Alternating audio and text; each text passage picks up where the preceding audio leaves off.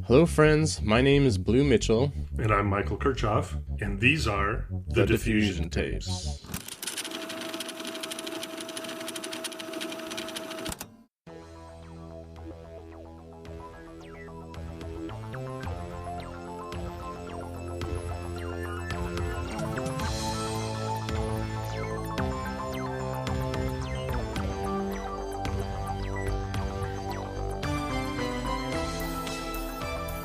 Welcome to the Diffusion Tapes, a podcast where we chat with artists, writers, and curators working in the field of artfully crafted photography.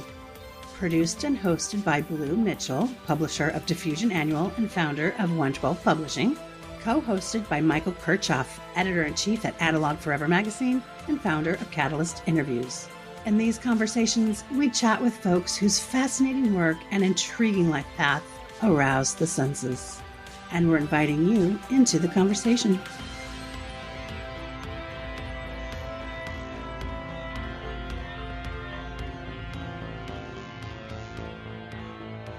Michael, how's it going today?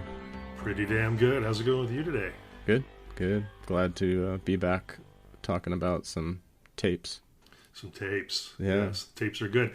Well, here's the thing. I'm new at this, and you're the old pro. So you're going to be my boss, and I'm going to be your servant. You got the old part, right? I don't know about the pro. You're the old pro? Did I say old pro? Yeah. You're an old pro.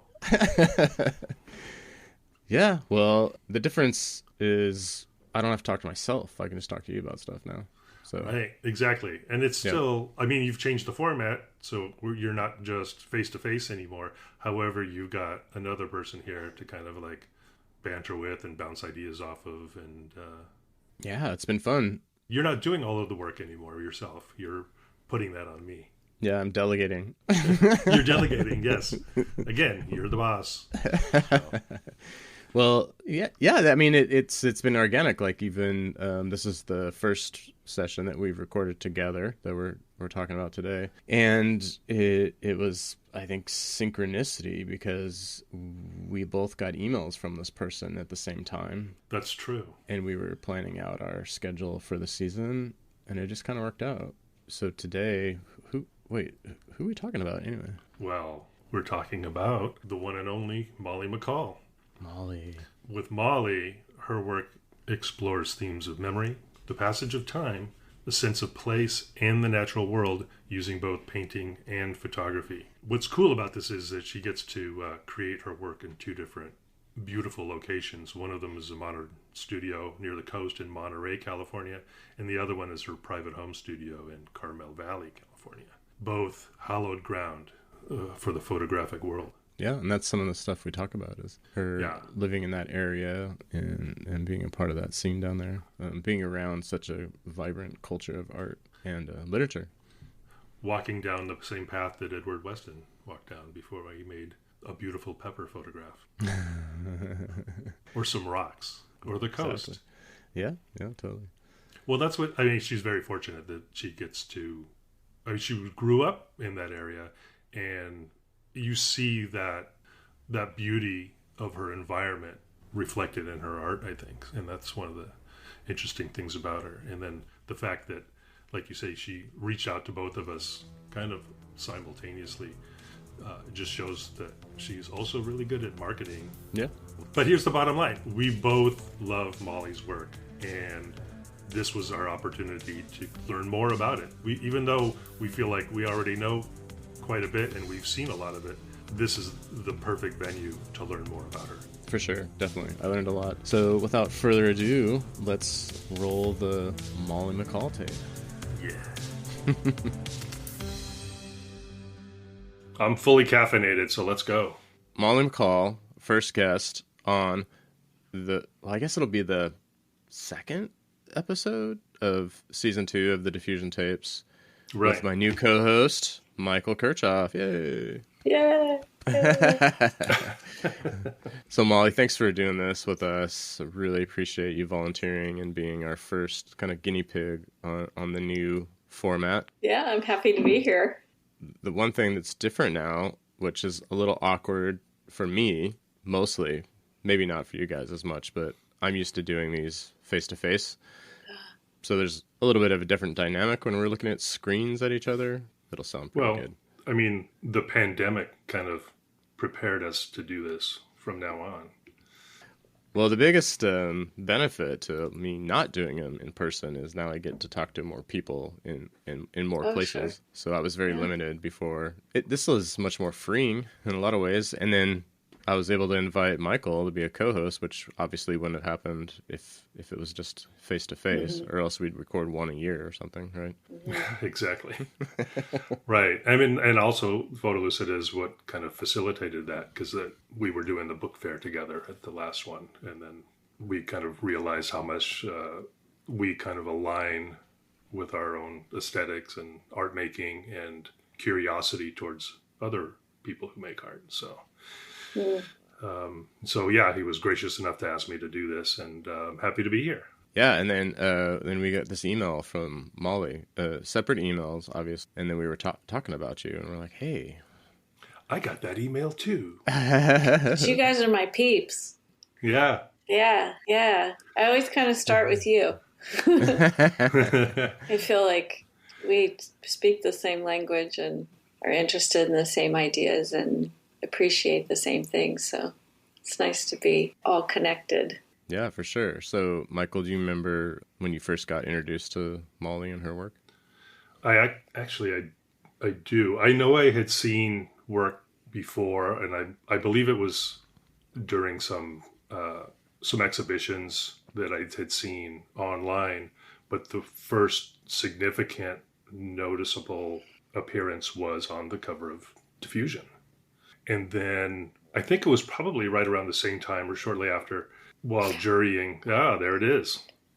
While jurying Critical Mass, your name popped up. And I think that's when I really kind of put two and two together. I put the name and the artwork together, and I was like, I need to know more about Molly McCall. Oh. And that kind of set everything in motion. And I think from that point on, we both spoken with you, interviewed you, featured you in numerous formats. Times. Yeah. In fact, I think at this point, you're like the number one most involved artist between the two of us. Oh, really? Yeah. Well, I don't think that I've shown, I don't think there's anybody else who's either spoken to, especially now after this and what's to come, that I don't think there's nobody else that we've featured as much as you. Oh, wow. Yeah. You're number one. I'm flattered. Thank you. Well, it's with good reason, right? I mean, you do some really incredible work, and it got our attention and drew us in. So you're doing something right there. Good to know. Well, when it comes from you guys, it's interesting. Us darkroom people are few and far between, and I certainly have done less of it in the last couple of years and just tried to look towards some other ways of working with my artwork, but there's something in the DNA, and it always comes through. I see it in every single thing I do. That appreciation for that, the history, and those beginnings of how I became interested in photography. Really, there's a magic in the darkroom, and that's the only place you find it. But I have tried to work with some of my other iPhone images and different kinds of images and lumens and different, playing with different kinds of photography just to, keep my mind stirred up and mixed up. And I even paint to do that too. So just to make a problem, solve a problem. I'm kind of that kind of artist. I like to, shake it up a little bit. And then you always end up somewhere where you had no intention of going. It's really interesting. As far as the making of the work, do you just go, like if you're just doing something new, let's say it's the beginning of a new series or something, or just an idea, do you go in with like, hey, this is what I'm going to do, and then you execute, or do you just go play and see what happens? What's your method? I do both. I keep a lot of journals. I have a lot. I should have brought some of them. I have a lot of journals, and I draw a lot because I paint. So I draw a lot, and then I kind of draw out ideas, and I think about how things work together or if that looks interesting. And then I write a lot, and I read a lot of poetry, and I try to, just kind of keep my mind open and collect all these pieces. And then I go in and I go, okay, let that influence you. What is that? How can you draw? How can you connect these dots? Do any of these things feel connected at all? And I just sort of ask myself questions. And I think it's kind of a process that I learned in school because I had a hard time learning how to read. And I have a sister that's a reading specialist, and she's taught me how to ask questions while I'm reading, and it engages a different part of your brain. And so I sort of do that as I go through my artistic process. And I think, how do these things work together? Do they speak to each other? What happens when you put them together? Do they make energy? So there's sort of a thinking process, and then there's the visual process of it too. So I kind of go back and forth in those two areas. And generally, a spark comes from something literary too, like a poem or a title of a song or a line in a song or something like that. So I'm constantly thinking while I'm, reading and thinking about things that make sparks, write them down. I have books of quotes, books of, sometimes they don't go anywhere, sometimes, but there's something about the writing and the thinking that is in everything I do. Drawing something with a pencil, it's just part of the process. I don't know how to explain it. Well, that's probably one of the things that I think helps draw a lot of attention to your work is you don't limit yourself. You use all of the tools that are available to you, and you use them in an appropriate way to illustrate the concepts that you're portraying. I know for myself, the gelatin silver printing all the way to using iPhone images and everything in between, in addition to things like painting and literary references. I think those are all that somehow, it sounds like a lot, but somehow you make sense of it all and how you piece it all together in your work. And again, I think that's what draws us in. Well, I read somewhere once that, you really have to bring your entire self to your art. And I think about that all the time. How you can't discount things that affect you, your family, or you can't, they are what makes your art interesting. Everything, your dogs, your whatever, it is what you have to bring. So bring it all, bring it all. And a lot of times it doesn't work. A lot of times it's way too much information. It's way too many ideas. And like when that happens to me, then I'm like, okay, dial back the technique, or dial back this, or soften that, or how do I say that more metaphorically? That's too literal. That's taking away from that. And I like that part. And, so that's how I kind of approach really like a whole series. I like to think of everything. I think because I'm kind of an environmental person, I see things completely 360. So I see the whole series and how it's going to work. And then, like a painter, I set up limitations for myself. It's kind of my game. It's fun. Like, can I do this with 3 colors? Or with, I try to blow it up and then I bring it back. And then, that's kind of part of my process too, is refining, keep refining. And then all of a sudden it goes click, and then the series just flows out.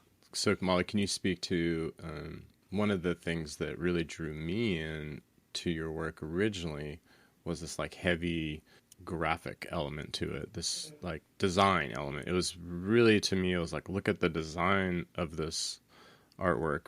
So far removed from like photography, even though it's all based in photography. I'm curious, like when you were talking about building up layers and doing process and all this stuff, like how do you strip it down so well that it's not so muddied and it's actually quite to us and on the other side of it viewing it, it's like how it's so simple visually, like everything.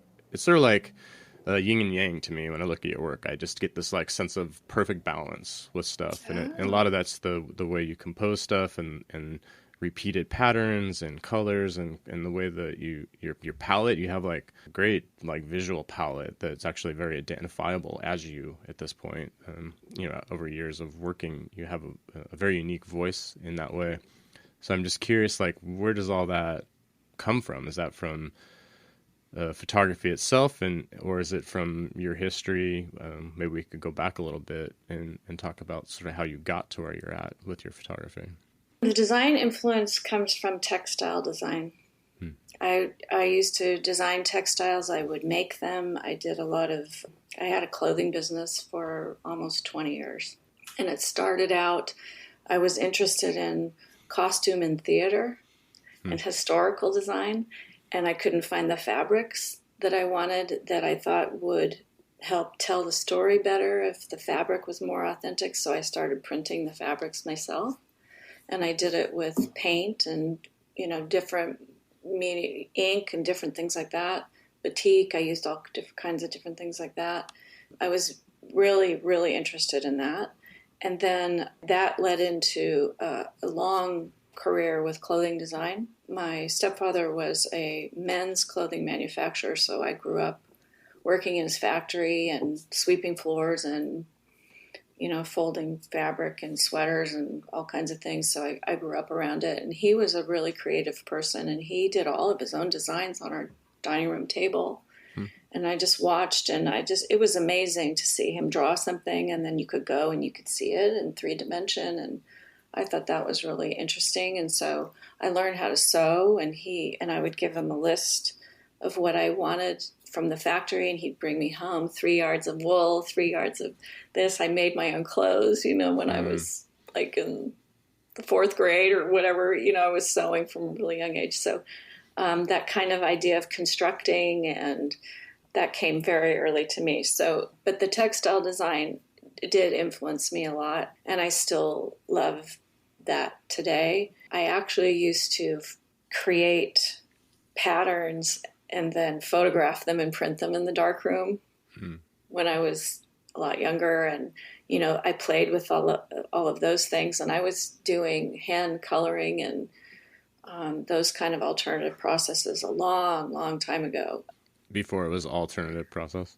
Yeah. When I was in high school, I had a really great photography teacher in high school, and he actually gave me the keys to the darkroom, and I could go whenever I wanted. So I went on the weekends, and I went at night, and I just loved playing in the darkroom and trying. I always saw photography as kind of like a part of something else, or it was a medium that I could change and use in different ways. And I still think of it that way, of how many different things can I make out of this one thing? I play games like that. That's what I do when I play. How many different ways can I interpret this, or, where can I take this or add something to it? Or I don't know. I don't just see it as the end. I see it as a material that, it's endless. I mean, it's fascinating. It's endless. And it is really exciting to see this alternative process thing come to be, because it just makes everything so much more available. All the chemistry and all of that too. And so that's kind of where it started in textile design. And it's interesting that you see that come through. Oh, yeah. I mean, I didn't know that piece when I first saw your work. So I thought like, oh, she's got a graphic design background for sure. Like, you know what I mean? Like I could just tell with the patterns and the way you compose stuff. As a publisher and designer, I was like, ooh, like this is juicy for like putting in my book, right? It's like, you basically, the year that we put you on the cover was the year of Molly, because I used that as my brand, essentially. Like you were so aligned with our aesthetic that you just became the brand for that issue, which obviously was funny. Like, it worked out well for me. So well, everything always comes back to photography though, for me. Like even the colors I choose, they all are inspired by hand coloring. And as you both know, hand coloring, the colors are very distinctive. Mm-hmm. And when I painted, you can see one of the big paintings in the back. I used to just do big paintings of textiles. And I use wild colors in those. But I've always really loved tonal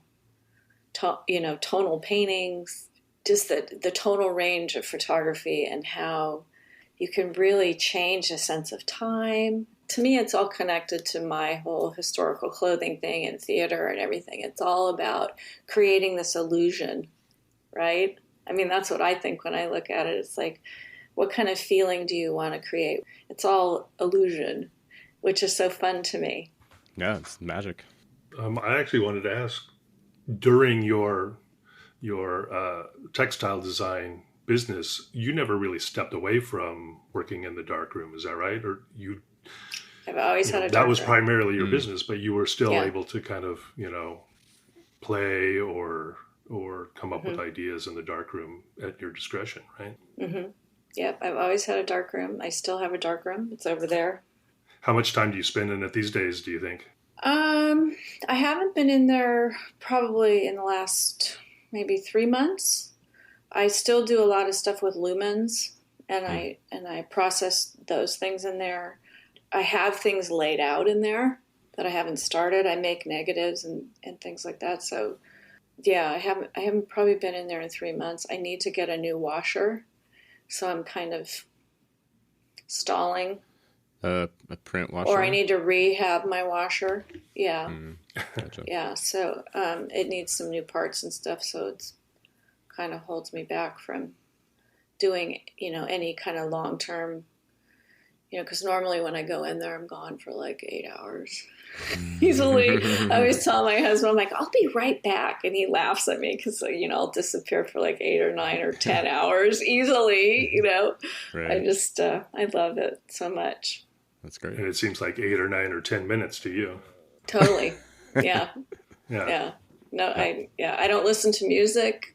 I just love the sound of the water, and I just completely, if I feel dissolved, like I'm not even there, I'm just going through these motions of whatever. I'm not even thinking. Wow, what a metaphor for putting yourself into photography. Yeah, it's my drug of choice, actually. Love it. Yeah. Love it. So what did you study at Laguna Beach? Was it textile, photo, art in general? I did watercolor painting, and I did color photography and black and white photography. Okay. And I had a really, really interesting teacher, and we did Cibachrome processing, which was fascinating. And then we did a lot more hand coloring there than I did in high school. So I learned a lot more about it there. But the Cibachrome processing was really magical at the time too. I don't even know if they still do it, but Yeah, I don't think they make those materials anymore. yeah, I later, when I was in business school, I apprenticed for a landscape photographer down in Karma Highlands, and he did all Cibachrome, so I did all of his printing for him. So, I really learned the process. She was a great teacher, and we were also allowed to use the darkroom at night there too, which I did all the time. I just couldn't get enough of it. Yeah, she introduced us to setting up something that's really popular now. You know how people set up kind of theatrical, they stage a scene? Mm-hmm. Like we were doing that. That was back in the early 80s.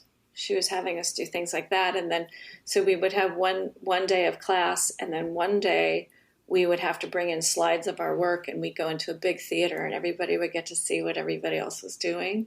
It was the best photography class I've ever had. That's great. I think we all did crazy fun stuff in the 80s, right? With photography and art making and trying things out. There was good music. The 80s? Yeah. Oh, Yeah. I did my photo in the 90s. Well, I guess I was a late bloomer. But at least they still had a darkroom. Yeah. Yeah.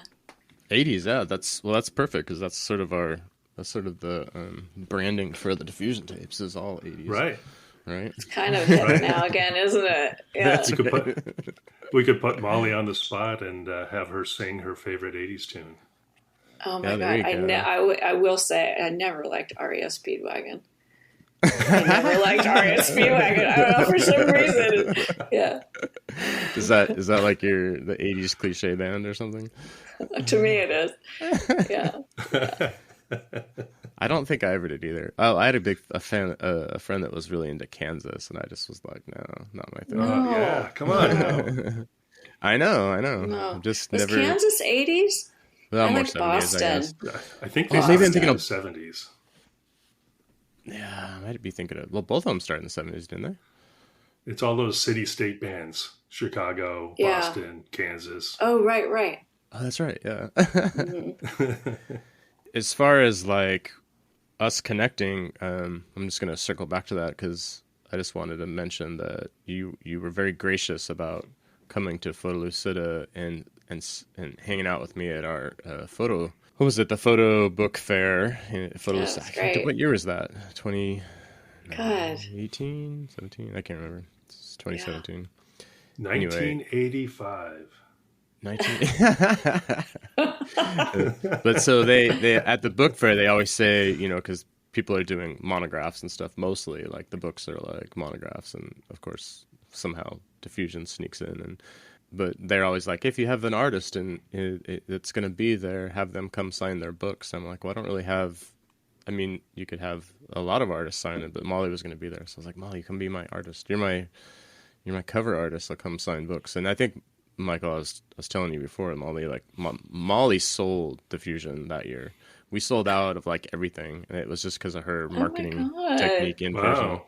No, I'm serious. You were my marketer there. Hey. Well, I did go to school for marketing. Ah.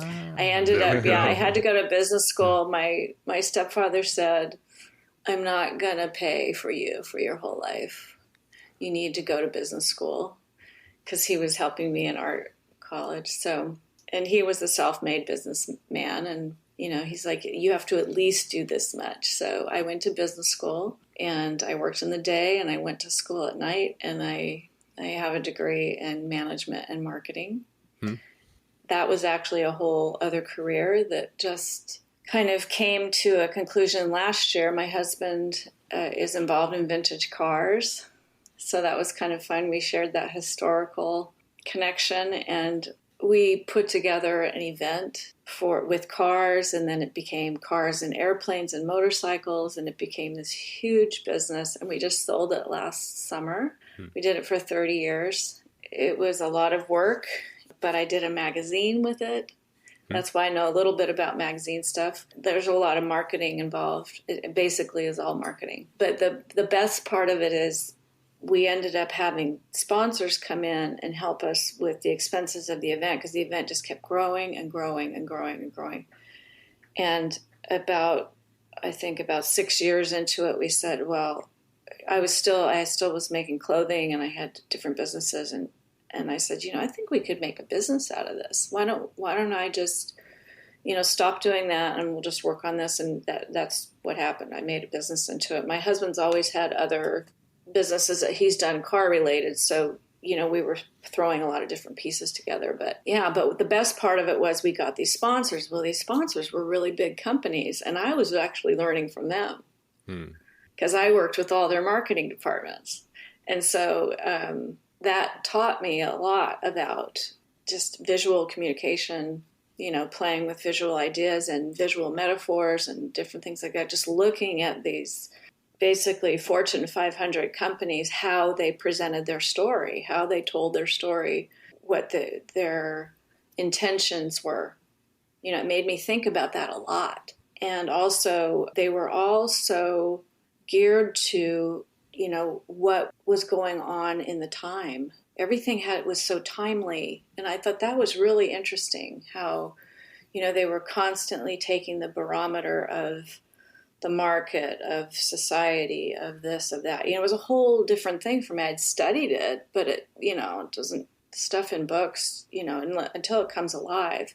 I mean, and that was the good thing about the school that I went to too, is our teachers in our school were people working in the fields that they were teaching. And so they would bring case studies into the class. So that was very interesting too. But really to see it on that level in that, on that playing field was pretty remarkable. And I learned quite a lot from that. And we did it for 30 years. And, at the end of 30 years, we just thought, okay, I think we did it. Let's do something else now. So what's been nice about it is I had been shadowing with my art ideas now for maybe 10 years, kind of starting to put it out there. I was putting it out there a little bit before I met you, Blue, and then you kind of really put it out there.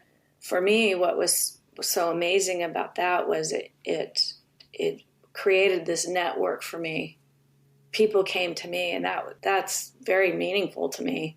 And then, Lori Verba and all these amazing people, and Elaine Smithson, and and then here I am, all of a sudden I'm in this pool of artists, and we're all kind of talking about these same, it's not the same ideas, but we're talking the same language, including you guys.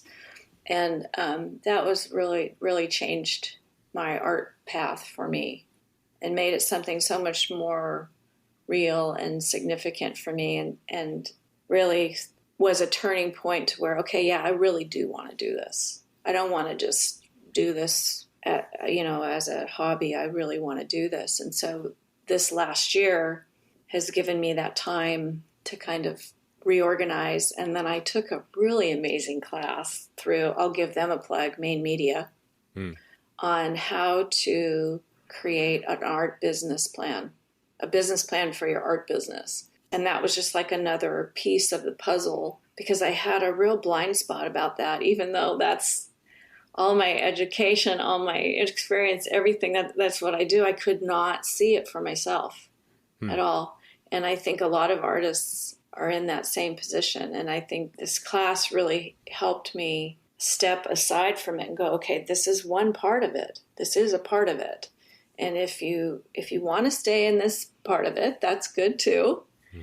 But for me, I just felt like I was talking to myself. It was time to just kind of keep moving it forward. So the one thing about being an artist is there's a lot of vulnerability in there. And so to treat it as a business, you have to like set your feelings aside and say, okay, I'm just going to look at Blue Mitchell, the artist, as a separate entity, and how can I help him grow his business, right? and without being like, oh, I'm not worthy, you know what I mean? Like having, it's like, it's hard to think of your art as business, because it's something that you've gracefully explained how you dissolve yourself into the artwork, and then actually try to take that to another level and market and get yourself out there and treat it like a business. It's pretty hard to do. So are you telling us right now that that's you, now that you've sold the other business, that you're 100% focusing on your artwork? Is that what's happening? 100%. Yep, nice. 100%. Yeah. My husband wants to start another business that I'm helping him do a business plan for. And I'll probably help him with that a little bit, but neither one of us want to take on anything as big as what we just went through.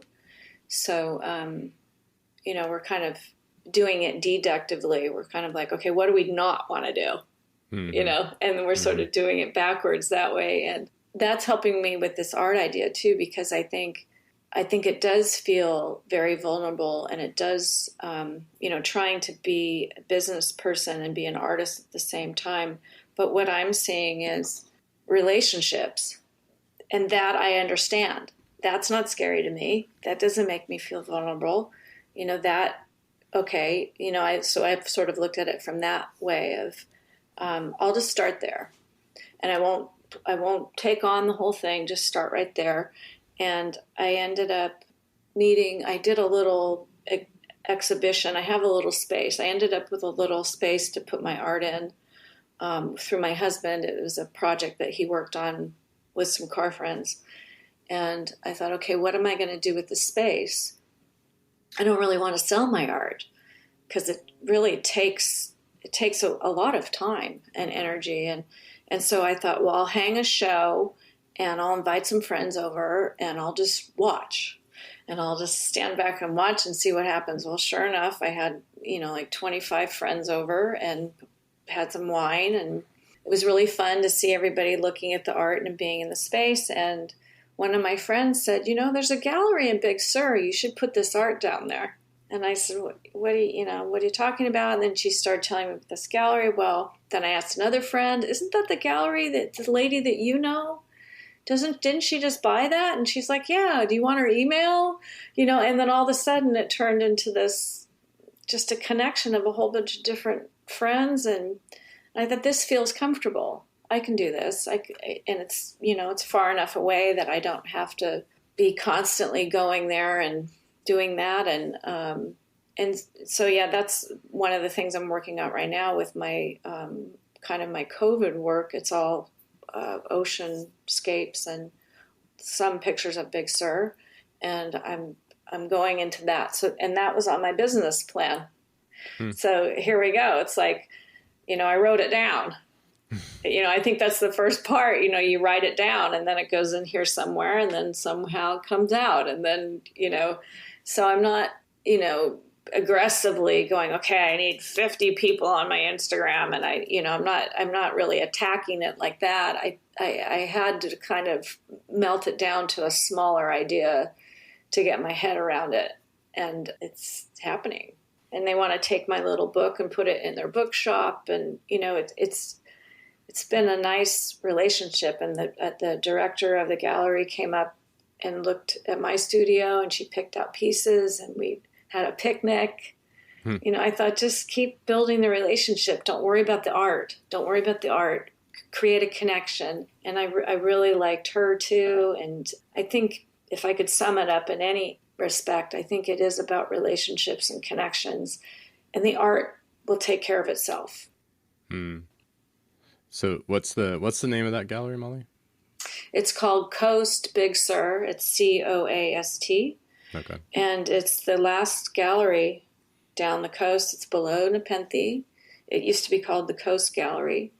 And this gal that I know, that I've known for a long time, her husband's a car collector, which is kind of interesting. They bought it. They live right below it. So they bought it and they've been refurbishing it. And they have a really interesting concept. It's kind of lifestyle. The buildings are in 3 kind of sections. So one is a restaurant. Because of COVID, a lot of chefs were laid off and stuff. They found this incredible guy from Tartan in San Francisco.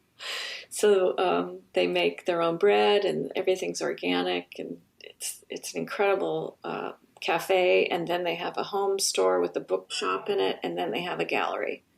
Nice. So they're kind of tying together this whole idea. And then the whole top of it, you can take your lunch up and sit and look over the ocean, and it's just incredible. It's an incredible space. Well, I'm sold. Yeah, it's definitely a destination. If you're coming up the coast, it's the first gallery on the right. If you're going down, it's the last one. But they're going to do 3 artists only in the gallery. My photography, plein air landscape painter named Sarah Healy, and then an abstract painter. Her name is Rebecca Corey, and we're all friends of the owner. So I'm thinking, okay, maybe this is how it works. Maybe this is how it works. And it feels just right to me. I'm not intimidated. They've seen a lot of my different kinds of work and selected a lot of different kinds of my work. They didn't just take the ocean one. So I'm encouraged about that. I think it'll be a place that I can, really make my home. Mm-hmm. So are they doing like rotating shows with the 3 of you? How's that? What's their model as far as showing work, or did they have a permanent display? What's the story there? Well, they have, it will be permanent. It will be the 3 of us permanently in the main gallery. And then they actually have a second gallery upstairs, which is quite large. And she said, whenever we want to come talk to her about solo shows, we can do different shows up there. So they're really looking to the 3 of us, which is really nice. I haven't met the other 2 artists yet. This is all like happening right now. So I'm sure at some point we'll all be together. I'm sure something else will happen out of that collaboration too. Right. Well, that's how it works. Right. Yeah, that's it entirely right there. That collaborative spirit at a gallery like that is pretty amazing. Yeah, and it's really neat how we all are so different. too. I think there's going to be some interesting chemistry happening. No pun intended. Not darkroom pun intended. Yeah. Molly, do you have kids? No, I have these two kids right here. They're sleeping. Furry kids. Well-behaved kids. Yeah, they're good kids. No, I'm the youngest of 8. Oh, you are? Actually, wow. Yeah. I have lots of nieces and nephews. I have 5 sisters and 2 brothers. And no, we never had kids. We tried, but lots of girls in the family. They didn't happen. So, yeah. Yeah, my mom's still alive. She's 91. Nice. Yeah. She comes from an artistic background. My dad does too. So. Yeah. So what did your mom do? What kind of art did she do? She, besides creating children, she was a painter. Lot of children. Yeah, that's a big one. She painted, and my grandmother painted. Nice. My grandmother was involved with the San Diego Museum of Art. I think more of not as an artist, but as an administrative thing. So my mom grew up, with that influence, going there a lot. And my dad was really talented. He made furniture. He was a rifle smith. He built rifles, and he was kind of a Thomas Jefferson. He would grow the walnut trees to make the stock. Wow. And he was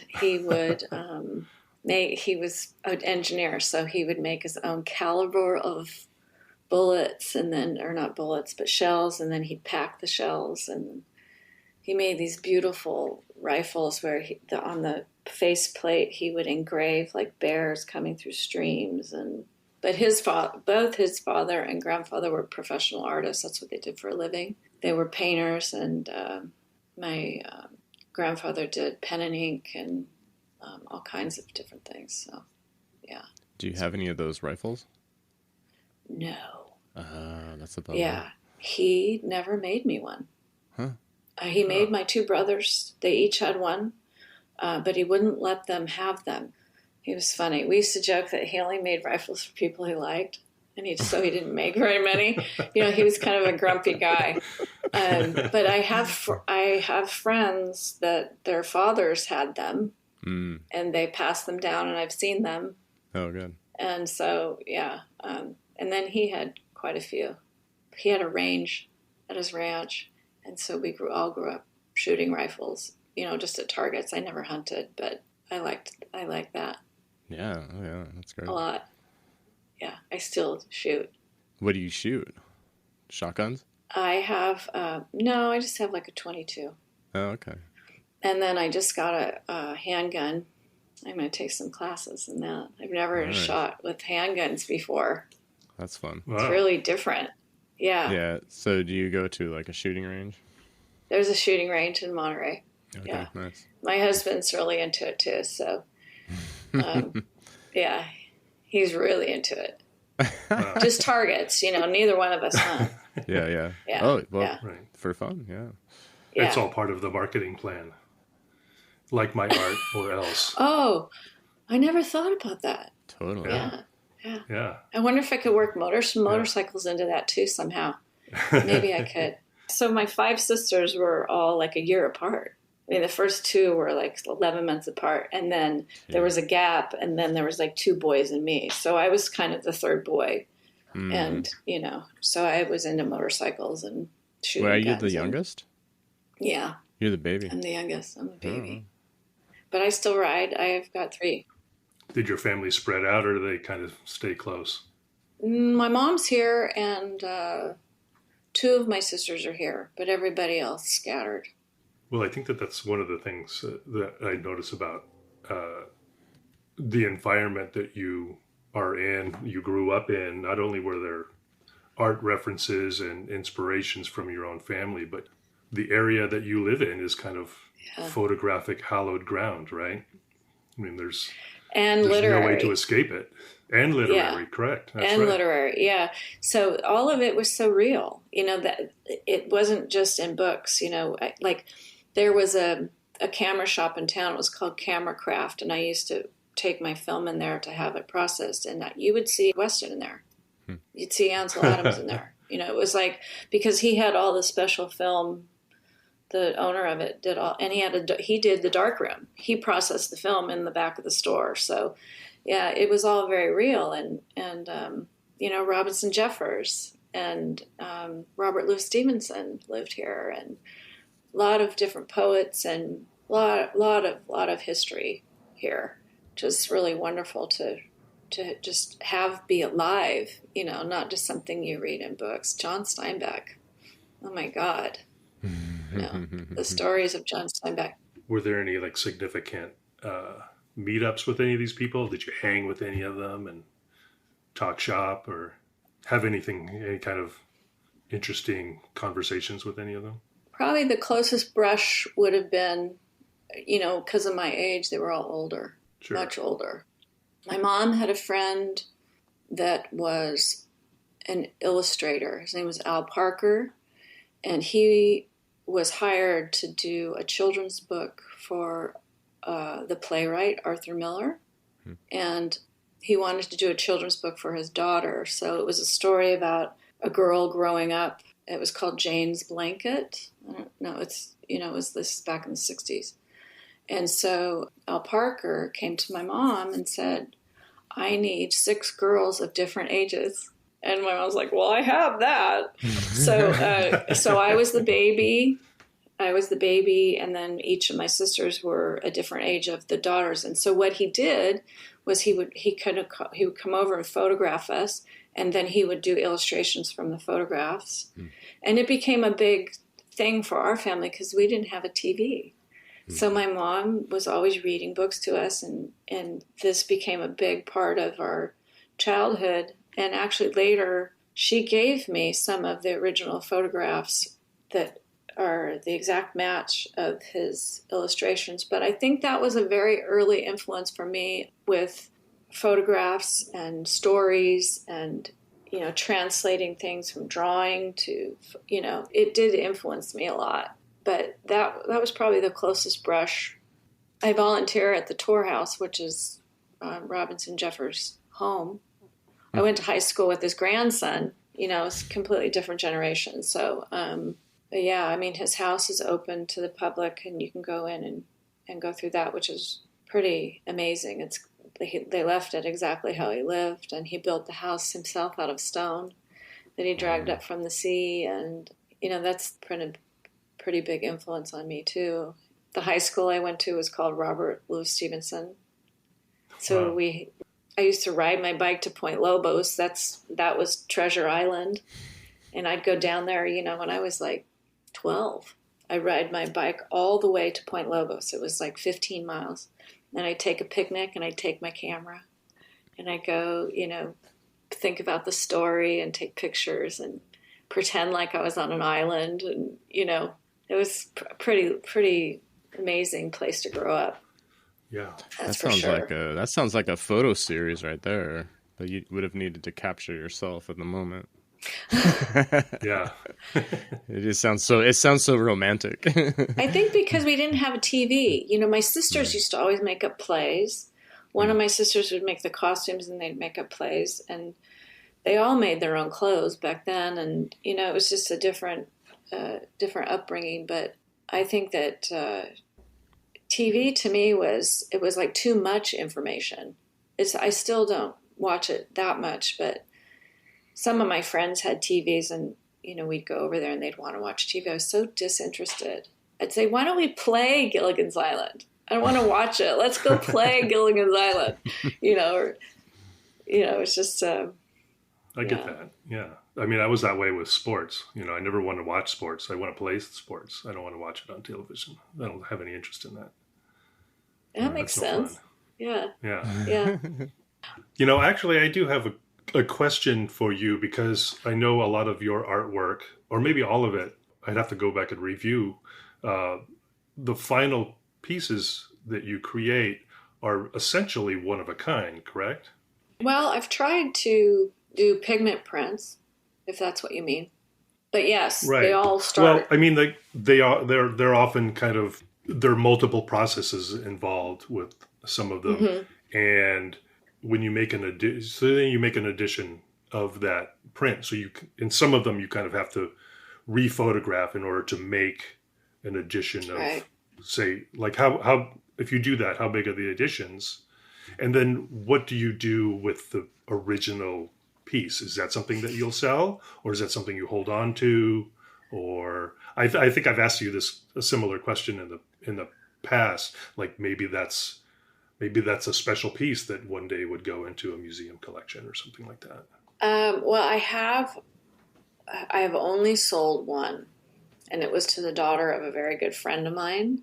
And I think I would sell them, the originals, but I've never like actively tried to sell the originals.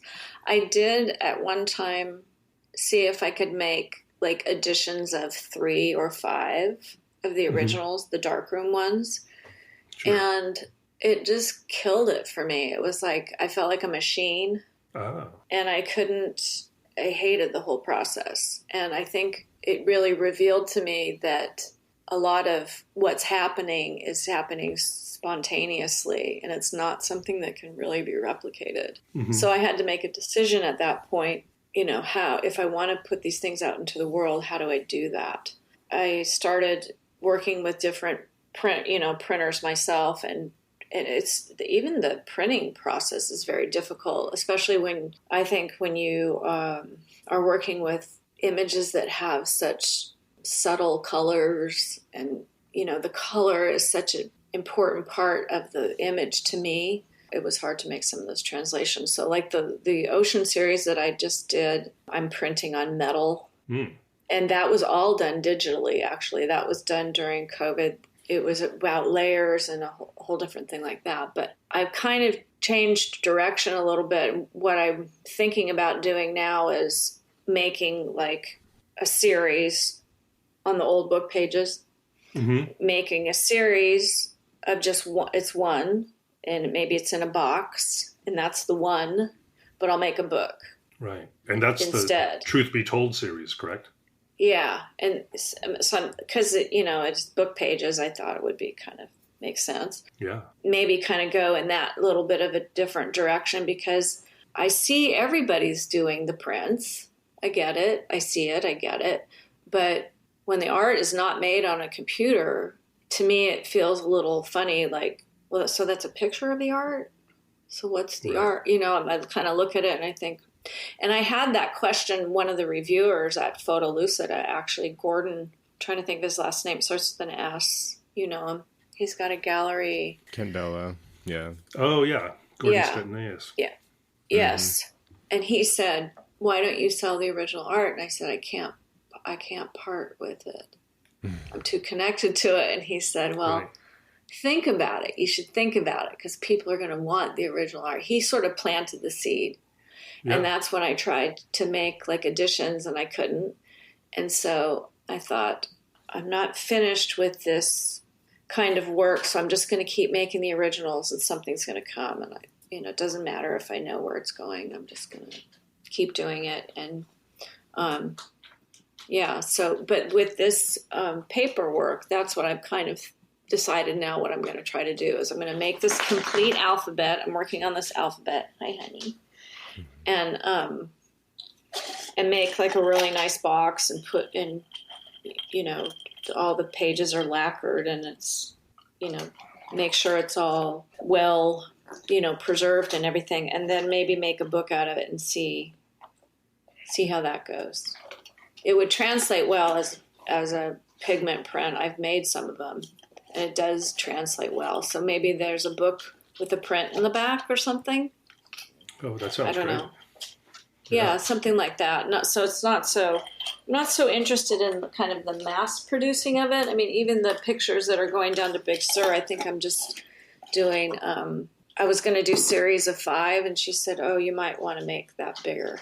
So I said, okay, let's just do 10, and we'll start right there. So that would be cool. And you can include a recording of yourself feeding your dog treats as a kind of an extra interactive part of the experience. Because I got a lot out of that job. Just now. Yeah. It's part of their job. They know the treats are on the desk. So, they check I was in listening to what you then. said, but that in the background kind of really sold it for me. They're so funny. They're so funny.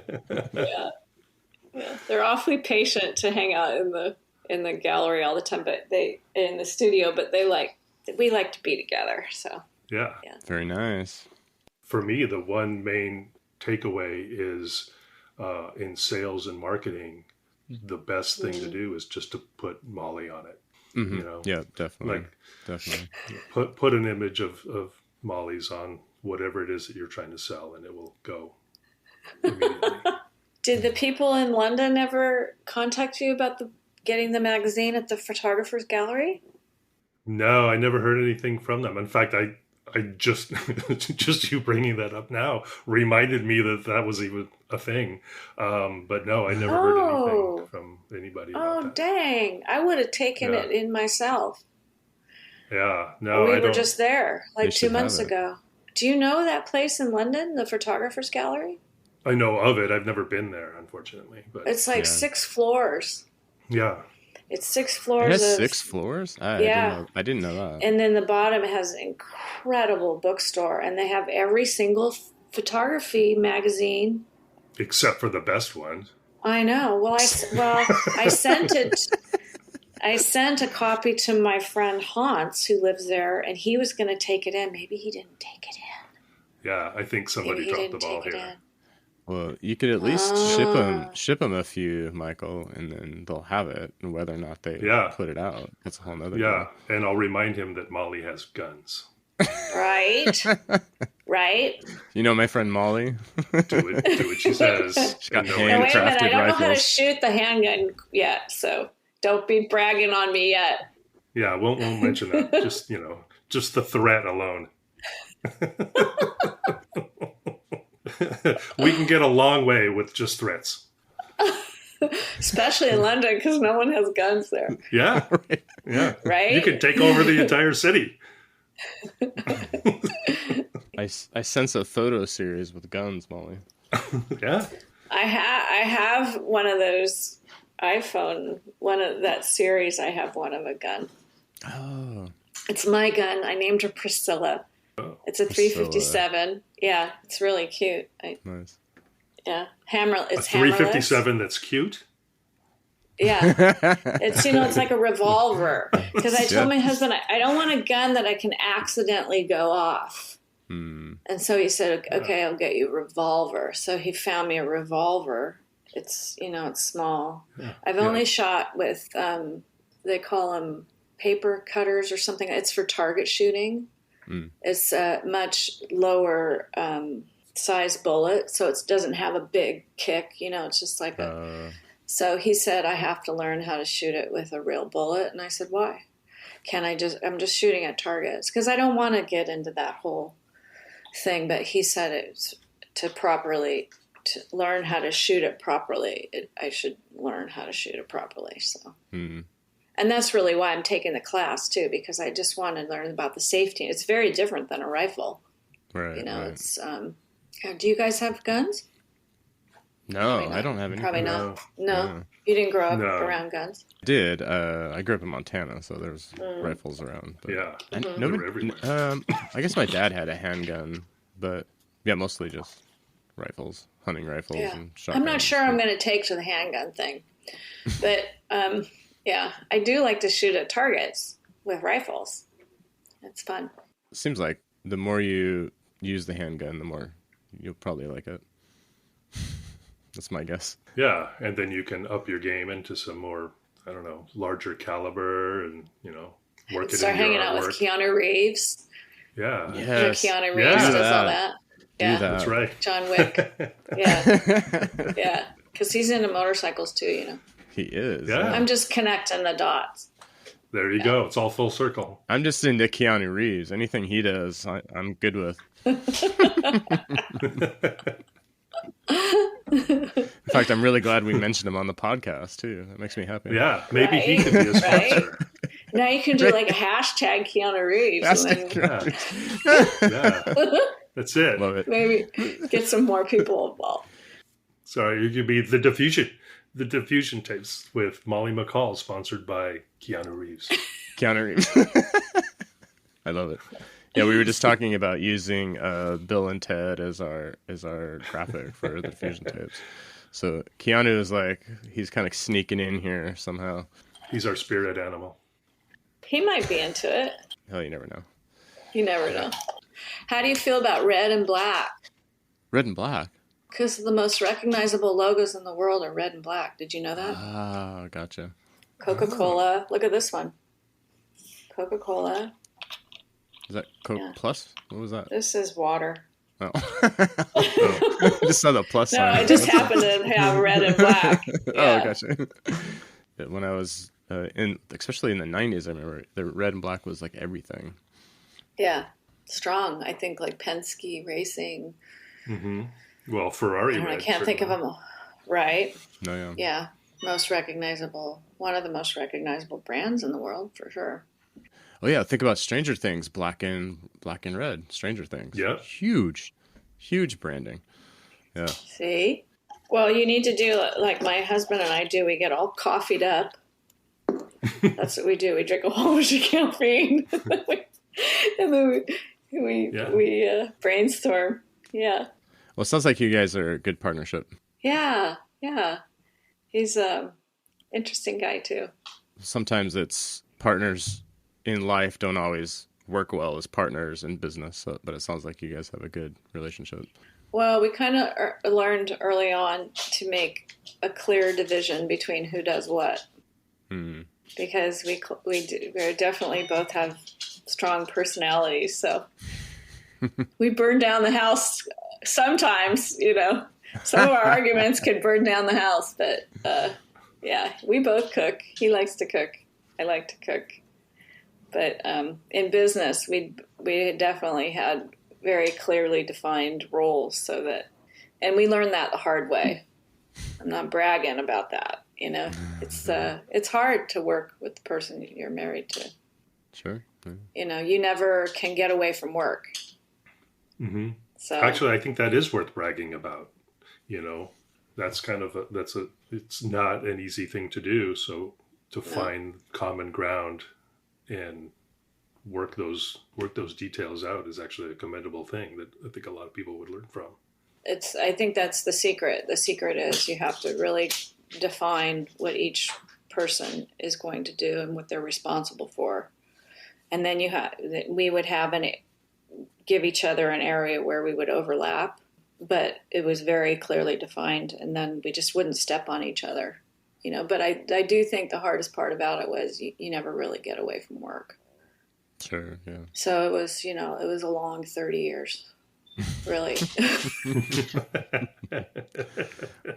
And our life now is so different. It's, he still goes into his office and then I get to come into the studio. But we talk about different things, and, we have different, I talk about art a lot, he will say.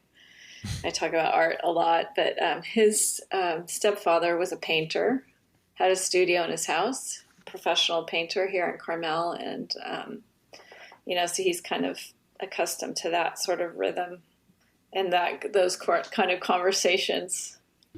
Wow. So wait, is your husband from Carmel in that area as well? My husband was born in New York, and his family moved here when I think he was about 6. And Wow. His mother and my mother were best friends. What? Which is kind of Wow. interesting, yeah. But he's 5 years older than me. We were never in school together. We both had other marriages to other people, and then found each other, later in our lives. But we've been married for almost 30 years, so Oh, nice. I think it's Wow. going to work. I think it's going to work. He's a keeper. Yeah. He's a keeper. Yeah, he's a That's keeper. But he's Love very it. entrepreneurial too. So, and has a marketing mind, and that those are kind of it's kind of fun to toss around ideas and try to think outside the box a little bit. Just even like Zoom things and stuff like that. People get really burned out on visual things. And us as artists too. I mean, that's really hard in the time that we're living in. Is there is so much visual information going on. How do you set yourself apart? How do you, and I think that's kind of comes back to this thing we were talking about in the very beginning. This could be a good way to circle back is, you just have to bring everything of yourself into it, because that is going to be the only way it's going to be unique, because everybody has access to every single tool that you do. The only way to make it your artwork unique. Mm-hmm. Well, that's why I'm always such an advocate of like putting like a handcrafted element to the work, because that really shows the human marks. Having that connection to the maker. As much as it's about the content, I always like, okay, but can I see a bit of self-portrait in each piece? You know what I mean? Like there's a little bit of mark making in there that's related to the artist. Yeah. And I can't seem to make things without having my hand in them. I don't know if it just comes back to that textile thing of just touch, and it's just a different you're adding a sensory experience that doesn't come across in just a regular photograph. And I see that in darkroom photographs. I see the hand in that. That's probably where it started. Sure, yeah. That tactile quality. Yeah. Well, that's when you were talking about magic. The darkroom was, for me, like that was the magic place. Like, oh my gosh. And it's just definitely a unique object, right? It's a unique object. You're looking at it and there's only could happen in a specific time. Yeah, there's nothing like a darkroom photograph. Did you ever do like long editions, big editions of silver gelatin prints? No. Mm-mm. How about you, Michael? The only thing I really did commercially was when I was the apprentice. You did? Yeah, some early work. When I was working in the darkroom a lot, then if there was a photograph that I had, I would make 20, 25 copies of it, original gelatin silver prints. I didn't do it a lot, and a lot of them have kind of disappeared over the years. I don't know what has happened to a lot of them, but there are some boxes here in my office that contain large amounts of similar prints, or essentially kind of, pretty identical. I spent a lot of time in the darkroom making gelatin silver prints, and I got pretty good at it. So, and I had some good teachers along the way. I had to fail first miserably, and then fail again, and then figure it out. And you kind of try to figure out a way to make it translate from one medium to another. But I miss working in the darkroom as much as I used to. So now I kind of just experiencing other people's work. I think that's been the replacement for the feeling that I had in the darkroom.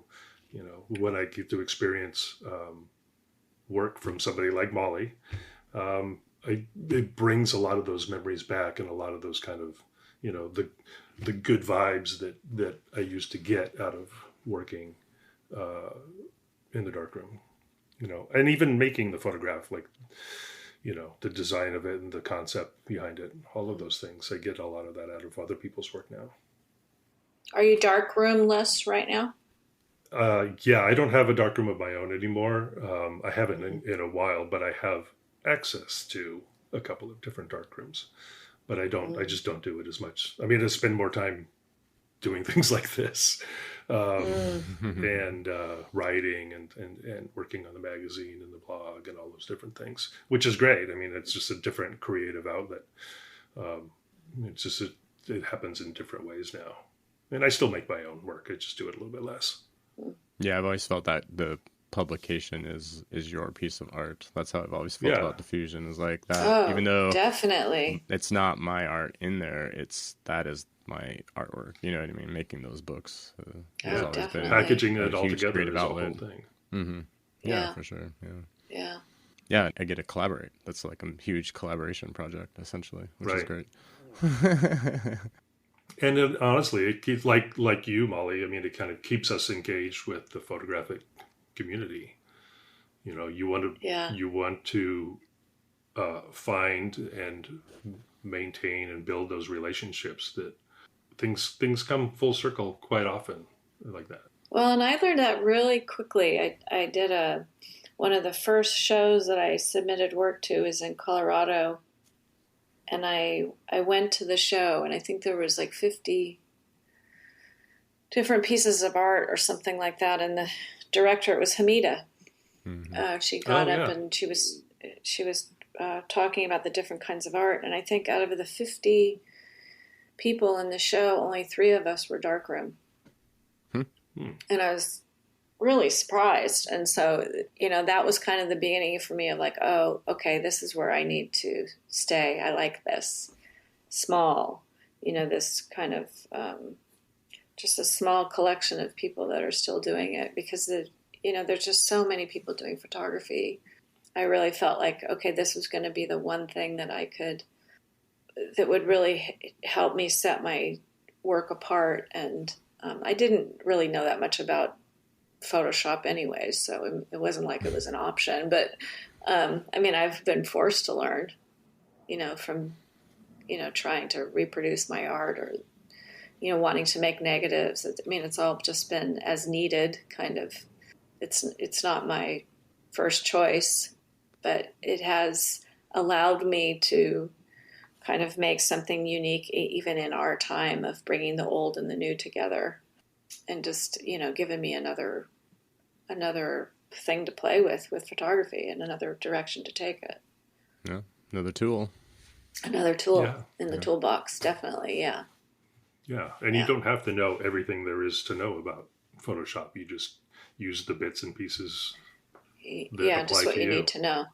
Yeah. And if there's something else in there that you need to know at a later time, then you learn it again. Yeah, exactly. Yeah. Well, Molly, thanks for doing this with us. I'm really happy that you are our first guest. Aww. And that you're so articulate that it made our job super easy. Oh, good. Yeah, absolutely. And we got to know so much more about you. Totally. Were you surprised? Were there any surprises in that? A little bit. The guns. Yeah. Yeah, of course. And the motorcycles, maybe a little bit. No, that wasn't a surprise. No, we knew that. Okay. We know enough. On that note, do you have any advice for a photographer who's just starting out and who suddenly stumbles upon Molly's work and is like, oh my God, how did she do this? Do you have any advice for a budding photographer or artist? Well, I think that kind of that idea of letting all of the things that interest you in your life come in, whether you use them or not, just let them come in and just keep building your library. That's what I call it. I'm building a library all the time. And it's, for me, it's music, it's painting, it's a lot of different mediums, and even cooking is artistic, right? If you think of it in those terms, even when you're doing those things, you're getting more out of it. If you're looking at what you're making for dinner and you're thinking, how can I make this creative? How can I make, I'll put this color in there. And, you get much more out of everything you do. And it's just kind of a habit that I have now is, even when I go to places that I don't want to go, or, doing something that you end up standing in line for 25 minutes and you think, what am I doing? I'm always like looking at the trees and going, okay, how many colors of green are in that tree? I'm always just taking in the information, take it in, and see if my eye concentrate more on really looking at things and not just, letting the world go by you like television and computers kind of tend to do. They're firing things at you so quickly. It's just like, it's like you've got to slow down and look and feel and think of yourself in terms of that kind of communication of how are you going to take that in. I used to have a thing on my desk. I'm surprised it's not here anymore. It said, observe, understand, transform. And that's how I always think of things, is that's why we are artists, right? We're translating things that people don't understand into a way that they can understand them, or trying to connect, like I was saying, connect different ideas, and maybe it would help someone look at something differently if you connected these two ideas and said, see how similar these are? These aren't actually opposite, they're similar. And so I think that kind of that power of observation is really, really important. And it's a muscle, and you can train yourself to use that muscle, and it's just like, any kind of sports that you do, the better you get at it, the more you're going to get out of it. Yeah. And so, yeah, it's just kind of a way of sort of actively observing all the time, and don't take anything for granted, because some of the ideas come from the smallest things that happen, the very smallest things. And if you're not paying attention, you'll miss it. Couldn't agree more. Yeah. Yeah. Wise words.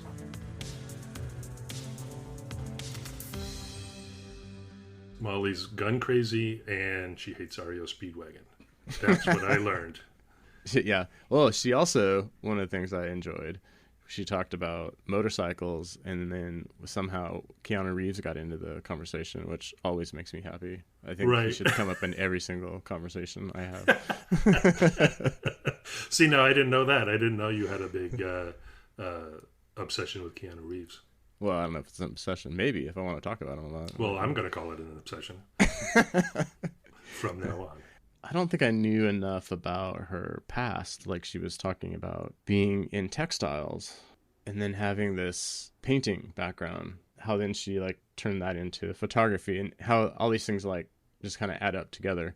But I felt like at every 10 minutes of our conversation, she was telling us something new about her that just added this like layer of her life on all these different hats that she's worn. Yeah, I mean, I knew about the textiles and like dress designing and things like that from a previous conversation with her. But how it works into the work that she's making now, I think once you know that and you review her work a little bit, like if you were to go to her website now, you'd be like, oh, I completely see where these themes came from.